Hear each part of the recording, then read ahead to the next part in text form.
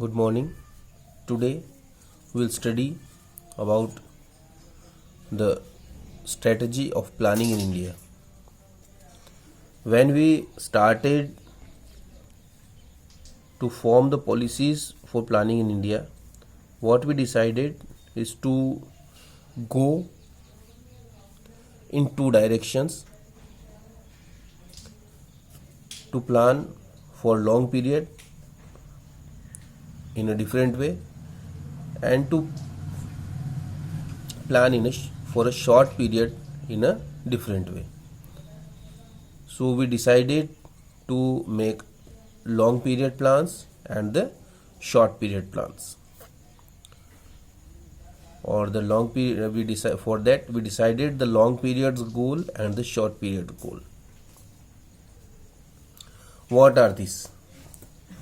Long periods goals are common to all the 5-year plans and are therefore generally studied as common goals of 5-year plans or objective of planning. These are the these are the goals which do not change with the 5-year plan.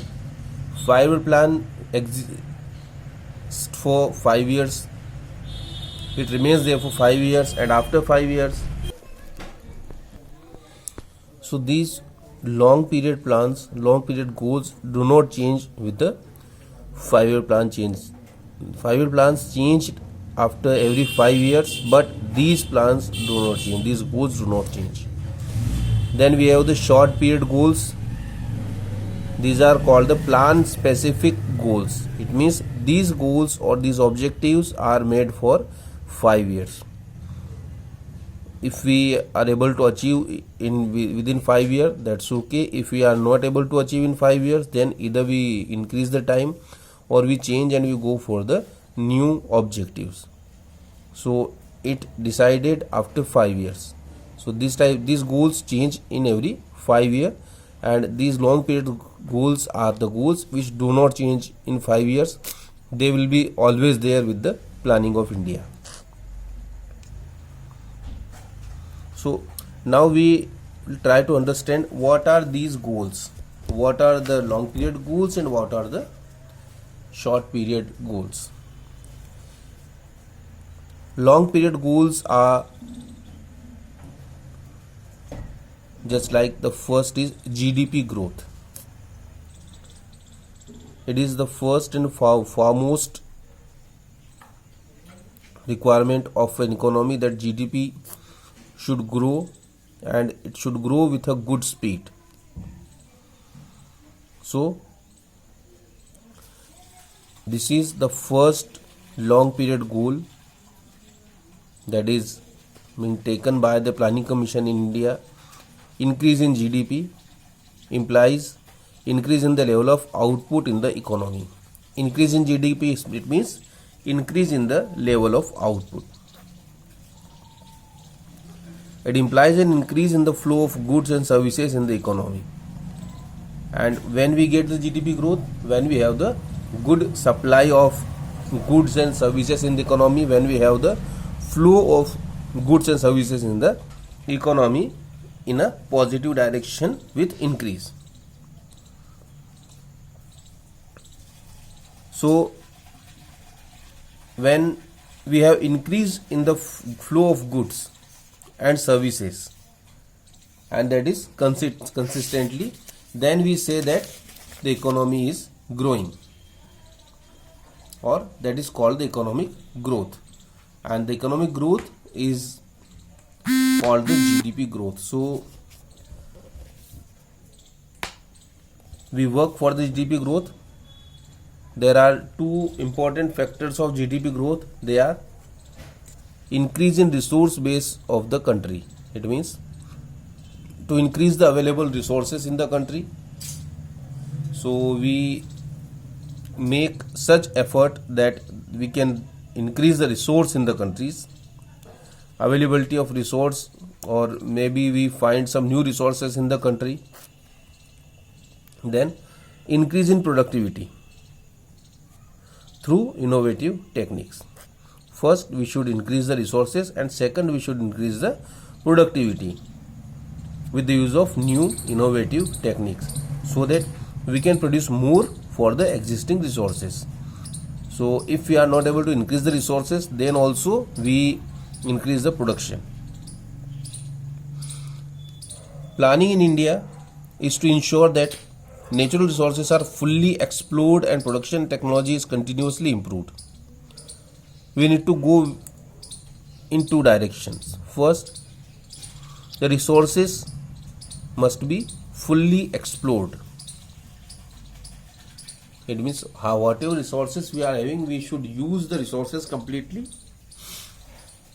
Then the production technology is continuously improved. We should take some new technologies. We should start some new technologies for the production, so that the GDP growth achieve a momentum. It start regularly. We have the GDP growth in a regular way. Then the second target is the full employment. What is full employment? If we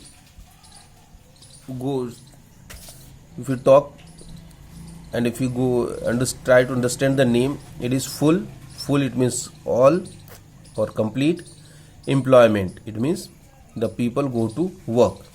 So all people should go to work.